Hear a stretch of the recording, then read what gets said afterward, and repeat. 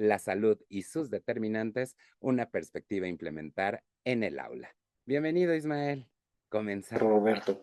Entonces decíamos que la salud es este completo estado de bienestar en el área física, psicológica y social. Desde esa definición, ¿podrían ustedes decir que tienen salud o que están enfermos? ¿Cómo ven?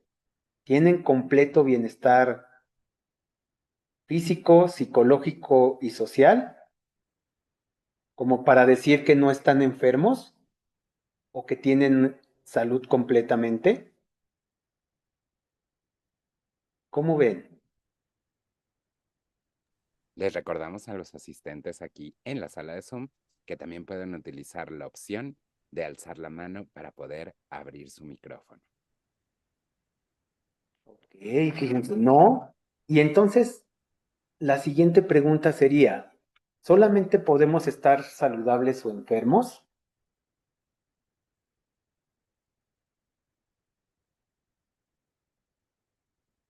¿O podemos tener las dos cosas al mismo tiempo?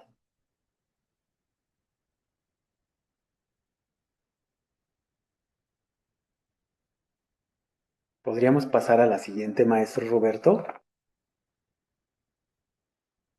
Fíjense cómo nos hacen pensar en la salud y en la enfermedad o cómo conceptualizamos la salud y la enfermedad como dos contrarios, como si solamente existieran dos posibilidades, o estamos saludables o estamos enfermos. Sin embargo, no sucede así, como muchas cosas que suceden en nuestra vida, que las tratamos de relacionar en dos opuestos, lo bueno y lo malo, blanco y negro, la salud y la enfermedad, realmente no sucede así. Realmente la salud y la enfermedad es un continuo en nuestras vidas. Es decir, podemos tener un estado de salud porque además justamente estamos diciendo que el ser humano se compone de tres esferas. Entonces, físicamente puedo estar muy saludable. Físicamente no puedo tener un problema. Puedo no tener ningún problema, pero a lo mejor psicológicamente por ahí hay algo que me está causando alguna problemática en mi salud.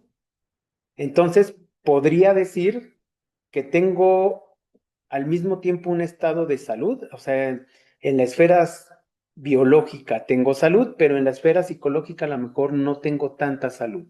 Y eso se llama un continuo entre la salud y la enfermedad. Como vemos, eso es el primer, si podríamos llamarlo mito, de la salud y enfermedad que tendríamos que estar deconstruyendo en esta perspectiva que nosotros queremos generar en el aula.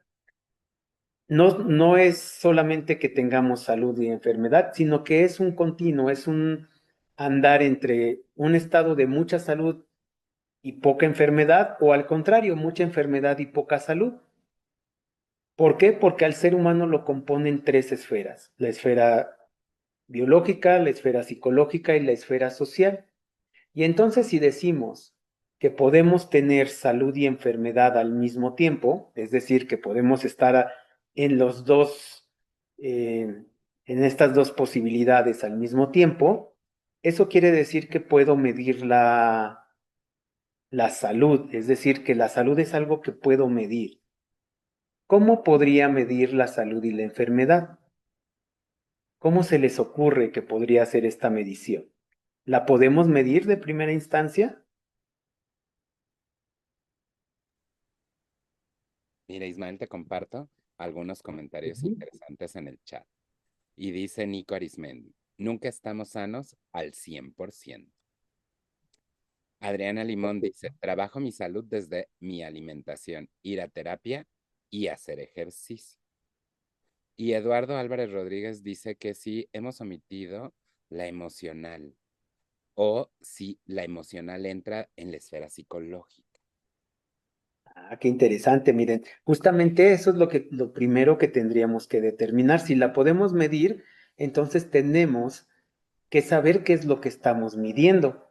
Y a lo mejor si hacemos este recuento, podríamos entender que es muy fácil lo biológico, ¿no? Y siempre nos vamos a la parte biológica de la salud.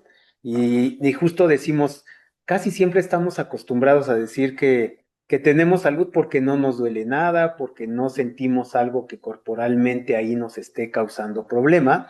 Y como dicen algunos de ustedes en el chat, dejamos de lado la parte psicológica, que entra esta parte socioemocional, y la otra parte, y si dejamos de lado lo psicológico, mucho más dejamos de lado lo social, es decir, no solamente la convivencia social, sino otros parámetros que hacen que haya esta esfera dentro de nuestra constitución como individuo y que no alcanzamos a ver o que vislumbramos solamente desde la parte biológica.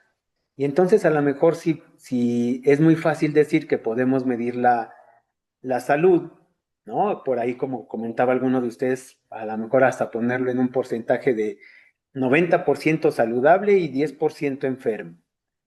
A lo mejor no con esa exactitud, pero sí podríamos decir que tenemos mucha salud y poca enfermedad. Y hay cosas que podemos medir, ¿no? Y la parte biológica, pues esa es la más sencilla. La más sencilla porque pues nos vamos a hacer estudios de todo lo que ustedes quieran, ¿no? Vamos y nos sacamos sangre, orina o cualquier líquido o cualquier componente de mi cuerpo. Podemos ir a un laboratorio, tomarnos una placa, una resonancia, y ahí nos van a decir, qué tan saludables estamos en la parte física. Entonces creo que eso es como que, y por eso es como lo más sencillo y lo donde siempre recargamos la parte de esta perspectiva de ser saludable en lo físico. También hay cosas que no podemos medir tan puntualmente, como por ejemplo el dolor. El dolor es algo que solamente es una percepción subjetiva, ¿no?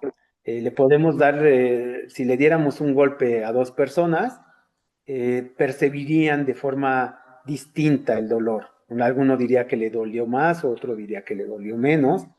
¿Por qué? Porque es algo que no podemos medir tan fehacientemente. Pero en la esfera psicológica, ¿qué medimos? ¿Qué se les ocurre que midamos en la esfera psicológica? Creo que la biológica es muy sencilla y donde todos nos enfocamos, ¿no? Todo lo que sea en mi cuerpo y que pueda medir es la parte biológica. Fíjate, acá dice una persona las emociones. Sí, en lo psicológico medimos las emociones. ¿Qué más? Podríamos pasar a la siguiente, maestro Roberto, a lo mejor si eso nos ayuda.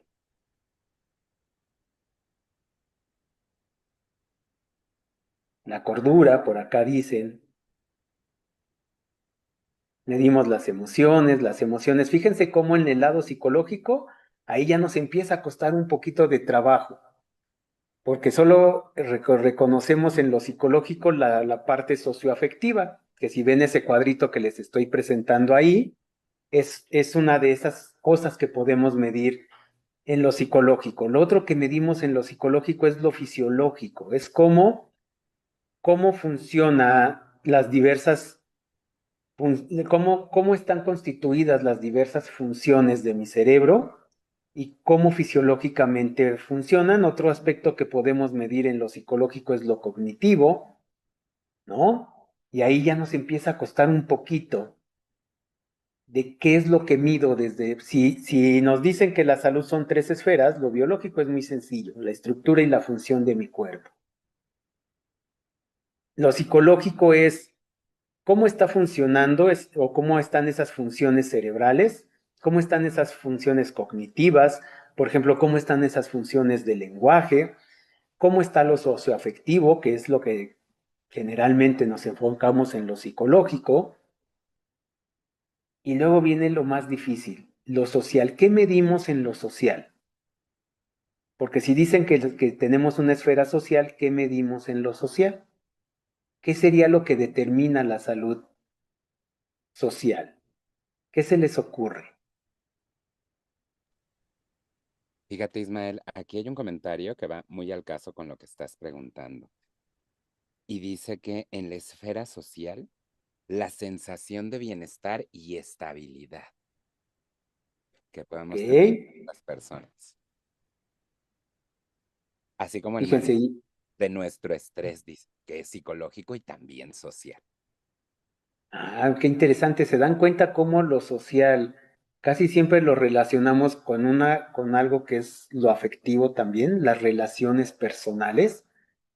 Pero ¿qué más, aparte de las relaciones personales, qué otra cosa socialmente creen que determine que yo tenga salud o no tenga salud? Tenemos, O que tenga mayormente salud o no. El entorno, por acá Jessica nos pone el entorno. Muy bien, Jessica. tenemos una ¿Qué participación. entorno? Adelante, Roberto. Tenemos una participación de la maestra Megan. Adelante, Megan. Hola, muy buenas tardes. En lo social también podría entrar qué tanto tiempo tengo yo de mis espacios de esparcimiento, qué tanto tiempo tengo yo con mis círculos sociales. Ok, fíjense, ya vamos incluyendo, poniendo más ingredientes. Y aquí en esta presentación, en esta diapositiva, yo les pongo que hay aspectos naturales, sociales, y que por ahí algunos decían nuestra relación con el entorno, es eso natural. Por ejemplo, nosotros que vivimos en la Ciudad de México, contamos con ciertas características del ambiente que influyen o no en qué tanta salud o qué tan saludable es. A eso voy, Tessy, como me dice acá Tessy, que a qué nos referimos con naturales. Es el ambiente natural, es decir, por ejemplo, el clima, es por ejemplo la constitución del terreno, es por ejemplo la fauna que existe en esa zona, ¿no? Por ejemplo, algunos de nosotros que nuestros familiares viven en algunas zonas tropicales, ¿no? Como Veracruz, como Jalapa, como todas estas zonas donde hay enfermedades que son específicas o que se pueden presentar específicamente en ciertas zonas, como por ejemplo el dengue. Esa es una enfermedad que es de una zona específica. ¿Por qué? Porque es donde se encuentra un mosquito que es el que transmite esa enfermedad y no hay en todas las zonas. Entonces, a eso nos referimos con el ambiente natural. El ambiente natural es decir, yo estoy en una zona en específico y en esa zona en específico, solamente por estar ahí, puedo o no tener cierto tipo de enfermedades. Por ejemplo, nosotros que vivimos en la ciudad, vivimos en una zona que si bien es cierto no es natural, pero sí vivimos en una zona con ciertas características que hacen que se acumule más en los contaminantes porque vivimos en una zona muy baja donde los contaminantes no se dispersan tan rápidamente. Eso es el ambiente natural, así es el smog, por ejemplo, ¿no? Es cómo la zona en donde yo vivo influye en que me pueda enfermar o no. Y luego viene la parte que se construye a través de dos aspectos, los aspectos socioculturales y los aspectos político-económicos, que por ejemplo aquí entra lo que decía la maestra Megan. ¿Qué tanto tiempo tengo yo para tener ratos de esparcimiento, para divertirme, para distraerme? Y por ejemplo, justamente nosotros que vivimos en la Ciudad de México, algunos pasamos la mayoría de mucho tiempo en el transporte, tanto cuando salimos de nuestra casa al trabajo como a la hora de regresar. Y nos queda muy poco tiempo para tomar ratos de esparcimiento. ¿Qué otras cosas del ambiente artificial que nosotros construimos como humanos nos puede tener alguna problemática? ¿Se imaginan o sería para ustedes, creen que sería lo mismo vivir, como les ponía, en una zona donde a lo mejor es tropical y a lo mejor la forma en cómo están construidas las casas? ¿Eso tendría que ver? Por ejemplo, ¿sería lo mismo tener un techo como el que la mayoría de nosotros ahorita tenemos, que es de losa, que tenemos paredes construidas de tabiques, a tener, a lo mejor vivir en una casita hecha de lámina de asbesto, o vivir en una casita hecha de lámina, o hechas de palma? ¿Se dan cuenta cómo eso influye? Otra cosa, no es lo mismo tener agua potable, por ejemplo, nosotros en la Ciudad de México, no en todas, hay zonas, por ejemplo, en la Ciudad de México que no tienen agua potable o que es más difícil el acceso al agua potable, a la electricidad, al drenaje. Todo eso influye en nuestra salud y eso es lo que se mide en lo social. Habitar una vivienda, también el espacio. ¿Cómo vamos cuando vamos apretados en el metro? Nos sentimos más iracundos, ¿no? A lo mejor hay perspectivas que cambian en nuestro entorno psicológico. ¿Se dan cuenta por qué ahora este término, esta definición de salud engloba tres esferas? Porque no solamente es lo biológico, es la parte psicológica y la parte social, desde dónde vivo y con qué servicios y con qué economía cuento y con qué acceso a los servicios de salud cuento. Eso se llama determinantes de la salud. Es decir, son todas esas cosas que determinan que yo me pueda enfermar o no me enferme, o que me dan una probabilidad mayor de enfermarme o de no enfermarme. Miren, por acá nos dice, lo que pasa es que no aparece su nombre, pero alguien nos pone aquí, yo separaría lo biológico de lo fisiológico. Justamente lo fisiológico es cómo funciona algo. Entonces, por eso ahí en lo biológico ponemos estructura y función, es decir, cómo está constituido, pero aparte cómo está funcionando lo biológico, ¿no? Entonces, esto es todo lo que determina la salud. ¿Podríamos pasar la siguiente, maestro Roberto? Claro que sí, Ismael. Mientras tanto, te comento, hay unos comentarios en el chat de YouTube que me parecen muy interesantes y que creo que es importante retomar. Fíjate lo que dice ahí. También la cuestión de seguridad se considera parte de lo sociocultural, nos pregunta Laura S. Domínguez. Claro que sí, Laura. Es como esta perspectiva, por ejemplo, no es lo mismo vivir en una zona marginal, ¿no? O en una zona marginada, que vivir en una zona más céntrica, ¿no? O sea, no es lo mismo, por ejemplo, trabajar, no solo vivir, trabajar. Ustedes mismos que tienen un entorno diferente, cada uno de ustedes trabaja en una zona de la ciudad distinta, no vivimos los mismos ambientes. ¿No? No es lo mismo, por ejemplo, trabajar en la alcaldía de Iztapalapa que trabajar en la Cuauhtémoc. Dentro de estas alcaldías no es lo mismo estar en una colonia que en otra. Tienen características distintas. Una de ellas, por ejemplo, de seguridad, de acceso a los servicios de salud, de acceso, por ejemplo, a los servicios como el drenaje, como la luz. ¿Sí me explico? Entonces, todo eso determina nuestra salud y esa es la primera perspectiva que debemos de llevar al aula. Es esta reflexión de nosotros mismos, de dónde estoy trabajando, de dónde estoy desempeñando mi labor docente y cuáles son las cosas que pueden o no pueden influir en que yo tenga salud o que tenga menor salud. Y eso es a lo que nosotros llamamos determinantes de la salud. Estos determinantes de la salud podríamos dividirlos en 5 aspectos generales. Uno que tiene que ver con la biología humana. Es decir, nosotros tenemos, por el simple hecho de ser humanos, características que nos hacen padecer o no padecer ciertas enfermedades. También, por ejemplo, con el sexo, no es lo mismo, por ejemplo, los hombres jamás tendrán un cáncer de útero, por ejemplo, ¿no? O las mujeres jamás podrán padecer cáncer de próstata. ¿Por qué? Porque es una característica propia del sexo, ¿no? Del sexo de una persona. Así como nosotros como humanos padecemos ciertas enfermedades que algunas otras especies no las van a padecer, así como algunas especies padecen ciertas enfermedades que nosotros no las vamos a padecer. También, por ejemplo, la edad, ¿no? Cuando éramos niños, por ejemplo, sus niños que ustedes con los que conviven en su comunidad escolar, ellos son propensos a ciertas enfermedades simplemente por su edad, por ejemplo, el sarampión, la rubiola, ¿no? Conforme vamos creciendo, obviamente podemos padecer otro tipo de enfermedades, por ejemplo, ya más adultos como la diabetes, la hipertensión. Eso es simplemente por nuestra constitución biológica y si se dan cuenta, es un porcentaje alto que puede determinar nuestra salud, ¿no? Por ahí del 27%.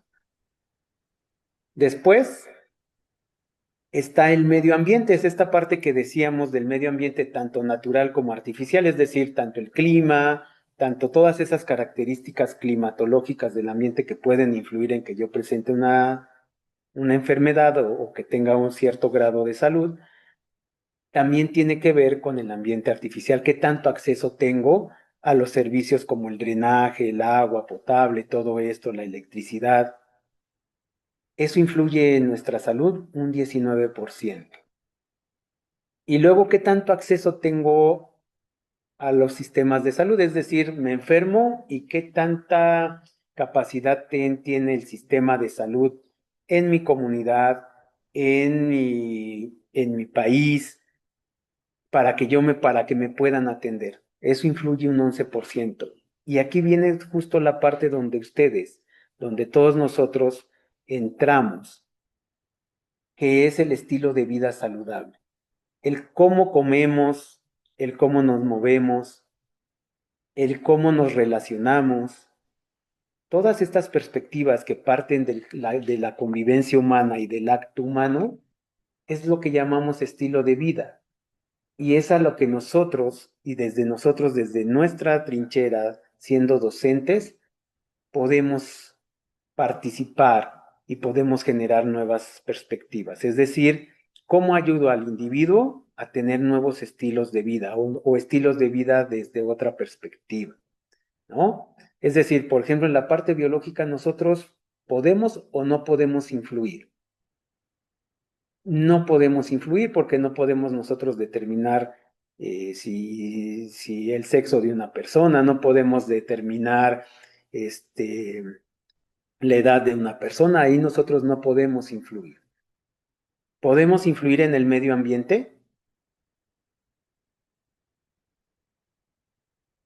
Fíjense, en el medio ambiente a lo mejor sí podemos influir. Podemos tener una influencia ¿en qué? En generar ambientes más saludables, como generando a lo mejor estas perspectivas que a veces hacemos en el aula de recolección de basura, de separación de la basura, de a lo mejor tener perspectivas de generar una alimentación sustentable desde el medio ambiente. Por acá alguien pone creación de huertos, justamente eso. Fíjense, cómo ahí sí puedo influir. Sí tengo una influencia como docente, donde puedo generar nuevas perspectivas para la convivencia entre los seres humanos y entre el ambiente. ¿Puedo influir en los sistemas de salud? ¿Cómo ven ustedes?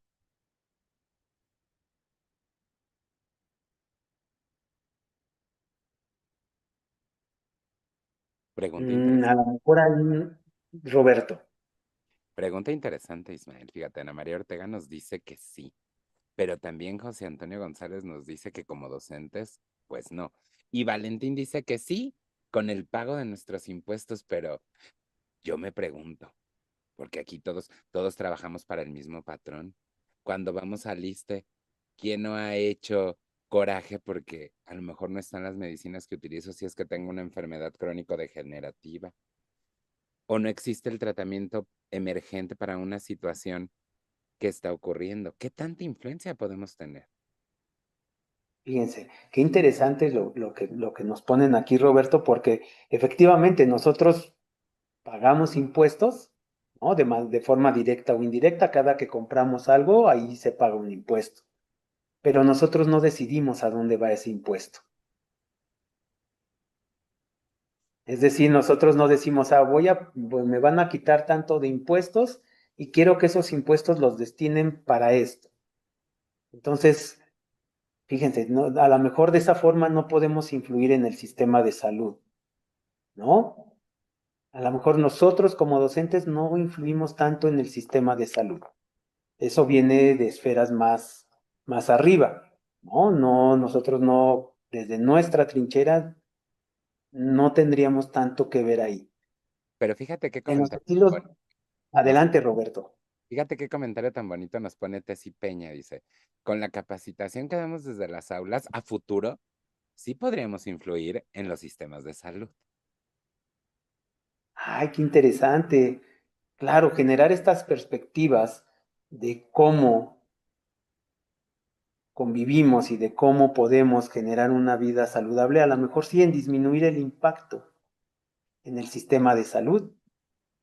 Qué bonito, qué interesante. ¿Se dan cuenta cómo reflexionar sobre este acto de la salud, más allá de simplemente ir a la norma o ir al lineamiento, sino hacer la reflexión primero personal y luego hacia nuestros estudiantes? A lo mejor nos genera este tipo de realidades. Por eso este gusto de abrir el chat y de convivir con ustedes, porque a veces hay cosas que a nosotros no las reflexionamos, pero que en una comunidad se alcanza a reflexionar de forma distinta. Y luego vienen los estilos de vida saludable. ¿Qué les parece? ¿Ahí creen que nosotros podemos influir? ¿Podemos tener una acción directa? Ahí sí, dice Carla, ahí creo que un poco más, ¿no? Ahí es donde justo puedo yo influir. Puedo decir, ¿en qué puedo influir? En la alimentación, en la actividad física, en las relaciones interpersonales, orientar, sugerir, llevar a la reflexión a mis estudiantes de por qué la salud, de cómo abordo la salud, de qué como, por qué lo como, ¿no? De qué otras cosas o qué otras acciones podemos hacer en comunidad para mejorar nuestros estilos de vida. A lo mejor esa es una propuesta desde esta estrategia, ¿no? Pero no solo abordarla desde la normatividad, desde el lineamiento, es decir, desde algo que se tiene que hacer, sino desde la reflexión, desde reflexionar hacia nuestros estudiantes por qué es importante comer saludable, porque hoy, y ustedes nos contarán, y ahí en los trabajos que nos están haciendo llegar muchos de ustedes en sus historias, nos hacen llegar ahí esta gran renuencia que existe en el sistema ahorita con estas nuevas perspectivas de tener estos cambios estructurales, de no consumir ciertos alimentos, los productos enlatados y todo esto. ¿Por qué? Porque hay que ir a la reflexión, porque hay que ir a este diálogo en la comunidad de por qué sí sería más conveniente comer de cierta forma o cómo podríamos confirmar. Y aquí hay alguien que no alcancé a ver el nombre que nos puso algo que es hacia donde queremos ir con esta perspectiva en el aula, a generar pensamiento crítico. Es decir, en comunidad, a través, por ejemplo, lo que hicimos aquí nosotros con la imagen es algo que se llama técnica día, que es a través de una imagen centrar un tema para plantearlo en la comunidad y reflexionar sobre él y propiciar nuevas perspectivas, propiciar nuevos conocimientos, propiciar nuevos diálogos para que nosotros podamos generar en nuestra comunidad un cambio no solamente desde el lineamiento, sino un cambio desde la reflexión. Por ahí, Robert, Tessy tiene la mano levantada. A lo mejor si le Adelante. podemos dar la palabra. Creo que sí, adelante, Tessy, por favor. Nada más abro mi audio, dejo el video cerrado. Adelante. Bueno, creo que tiene que ver también mucho con las políticas públicas que han asumido mucha responsabilidad a la escuela. Esta estrategia de vida saludable, ahora la estrategia nueva que acaba de ingresar que tiene que ver con la violencia, específicamente en cuestiones sexuales. Otra estrategia que hemos venido trabajando desde mucho tiempo atrás que tiene que ver con las drogas, la estrategia de la lectura. Entonces, como que nos han sumado y sumado y sumado responsabilidades a la escuela. Creo que nosotros no podemos em, decir no queremos, porque además no lo asume la autoridad educativa federal. Sin embargo, me parece que dentro de nuestra actividad o nuestra labor docente, desde nuestra trinchera, hay que hacer lo que podemos, lo que está en nuestras manos para tener una mejor sociedad y mejores alumnos. Yo considero que más allá de que podamos tener alumnos, yo que trabajo en secundaria, que sepan muy bien el español o muy bien matemáticas, que sean buenos seres humanos, más allá de lo que puedan aprender en cuestiones de especialidad. Entonces, me parece que esto de pensamiento crítico es algo que debemos fomentar desde la nueva escuela mexicana y es lo que nos corresponde hacer.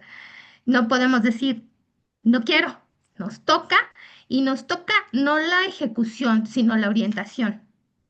Nosotros orientaremos a los niños porque sí está súper difícil, maestro. está súper difícil porque nosotros podemos orientar a los niños y sin embargo en casa siguen consumiendo comida chatarra o comida no nutritiva porque es lo más económico que pueden conseguir por la cuestión económica de la casa. Sin embargo, sí estamos pensando que en algún momento eso de eco, si no en este momento posterior. Entonces hay que hacer lo que nos toca desde nuestra trinchera. Gracias. Ok, Tessy, muy, muy interesante y me gusta esta parte que dices de la reflexión y sobre todo llevada a esto más allá de enseñar un conocimiento fáctico como sumar, como restar, como la historia, sino más bien, y justo esta perspectiva de que este eje, ¿no? O esta perspectiva de la vida saludable aborda un eje articulador y un campo formativo. ¿Por qué? Porque justamente algo que me gustó mucho de lo que dice Tessie es este ser humano que queremos desarrollar, que queremos que se desarrolle con un sentido diferente, con un sentido de comunidad, con un sentido de pertenencia, con un sentido propio, de cómo puede reflexionar y tomar de lo que nosotros vivimos en el aula, de lo que nosotros vivimos en la comunidad, para su propio beneficio y para el beneficio de la comunidad. Entonces, me gustó mucho, Tessy, me gustó mucho esta parte de ir más allá del conocimiento fáctico a generar pensamiento reflexivo, pensamiento crítico para mejorar la perspectiva de vida individual y comunitaria. Por ahí Hani tiene la mano levantada, si le podemos dar la palabra, maestro Roberto. Adelante, Hani, por favor.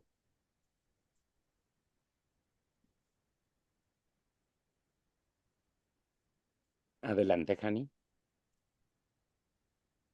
¿Puedes abrir tu micrófono? Listo. Bueno, sí, bueno, Ya te escuchas, adelante. ya te escucho. Sí, mira, como lo retomaba ya la maestra anteriormente, yo estoy en preescolar. Dentro de esta parte del marco normativo, hay varias, bueno, secciones de preescolar en la cual nos piden un plan de acción en caso de, pues, ver estas situaciones de los consumos no saludables, porque un alimento no es chatarra como tal, es tal vez no consumirlo todo el tiempo. Lo que yo muestro siempre a mis niños, porque son pequeños, es que no haya, pues primeramente con el ejemplo de siempre llevar pues una comida balanceada y hacerles ver que no haya, los alimentos no son malos, es como tú los puedes consumir. O sea, sí puedes comer pizza, pero ¿qué tal antes una sopa de verduras y un agua simple o un agua de limón con chía, ¿no? O sea, es decirle, no hay tú puedes consumir de todos, pero si estás consumiendo este pues alimento que es una pizza, que tiene mucha grasa, tiene muchos condimentos, podemos manejarlo con otro pues alimento saludable, que como una sopa de verduras o una verduras al vapor, o en el momento lo que tengamos en casa, ¿no? Y así como que ellos van reconociendo poco a poco, porque los papás, pues sí, nosotros no tenemos injerencia en su alimentación en casa, pues sí es lo que hay, ¿no? Salchichas o pan o pizza o hasta los chetos, ¿no? Entonces, Ok. eh, entonces sí es importante recalcar que no es un alimento, no es chatarra como tal y no es que sea malo. Tú, tú tienes que aprender a consumirlo adecuadamente y combinarlo con los demás alimentos que tenemos dentro de nuestro plan de buen comer. Ok, Hani, me gusta esta perspectiva, porque además también tiene que ver un poco con lo que decía Tessy, con lo que nos ponen en el chat. realmente es un contracorriente lo que nosotros hacemos desde el aula, porque obviamente, bueno, las políticas económicas y toda esta parte sociocultural, sociopolítica, pues lo que nos llevan es a este consumo indiscriminado de alimentos además de acceso muy sencillo, y justamente es esta reflexión hacia qué puedo comer y cómo lo puedo comer. Y creo que de manera general lo que nos dice Hani nos ayuda y nos abona en este sentido de desmitificar esta parte de que la comida es buena o mala, ¿no? Desde muchos sentidos, sino que más bien es esta perspectiva de qué como y cómo lo como, ¿no? Es decir, bueno, si todos los días, como pizza, bueno, ese es el problema es que todos los días coma pizza o que todos los días coma comida ultraprocesada, pero a lo mejor si un día de la semana yo me doy el gusto de comer ciertos alimentos, de darme el gusto de comerme una hamburguesa. Eso no va a tener una repercusión eh, o un impacto en mi salud. El poder balancear todo este acceso que tenemos hoy a la comida, por ejemplo, el poder empezar a realizar una actividad, el poder empezar a movernos, el poder empezar a tener perspectivas distintas de cómo convivimos. Eso es hacia donde queremos ir y partiendo de la reflexión. Es decir, pero también para poder yo llegar a la reflexión, ¿qué es lo primero que tengo que hacer? Observar y diagnosticar mi comunidad. Es decir, ¿cuáles son las problemáticas reales de mi comunidad, de mi entorno escolar?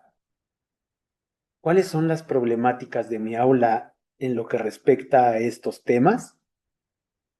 Esta parte, este ejercicio que hacíamos, que es justamente, si se dan cuenta, tiene mucho que ver con esta actividad que les estamos pidiendo para esta semana, que es este supuesto en el qué es la problemática o las problemáticas que yo identifico en mi comunidad escolar, en mi comunidad, en mi aula, qué tanto puedo intervenir yo en ellas y cómo haría ese trayecto de intervención. A lo mejor de primera instancia toco el tema, los llevo a la reflexión, planteo soluciones. Es que por acá alguien nos pone ayer que fue festivo en México, por ejemplo, comimos pozole, pambazos, sopes, pero no es de todos los días, efectivamente. O sea, es esta perspectiva donde podemos tener una alimentación más rica, pero además, por ejemplo, también otra perspectiva, comer más cercano o lo más local, porque eso también impacta en el medio ambiente. ¿No se dan cuenta cómo tenemos mucho trabajo en la reflexión, en el pensamiento crítico,